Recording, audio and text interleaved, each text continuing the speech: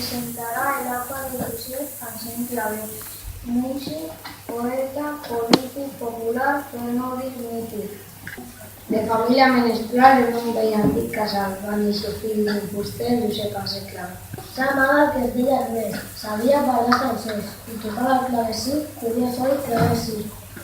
Encara que és curt de vista, de petit ja és un artista, que fa gresca i fa xivarri amb els companys del barri. Treballa un temps de torner i conèixer bé el món obrer, en què veu macells i sotmes, cosa que no li fa pes. Ell pretén fer canviar amb la guitarra a la mà, escriu versos agrandats dels seus amors dissortats.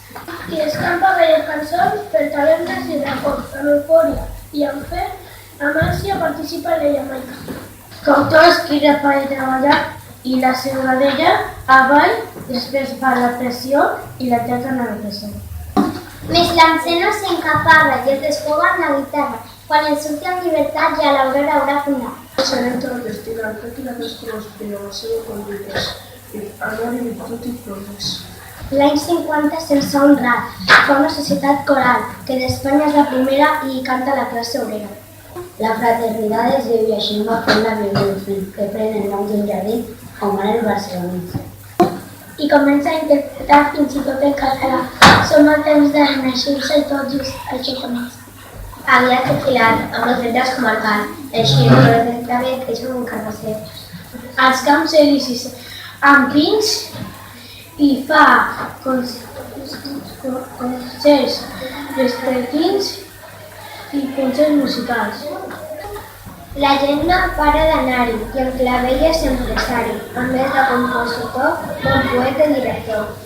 Decidit propagandista, endemés d'una revista, varen ser amics del Claver, l'almirall en Pi en Soler.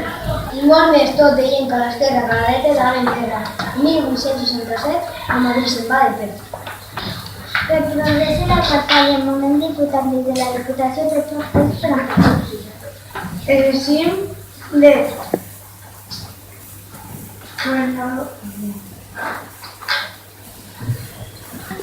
fins que el desert havia a passeig tothom havia.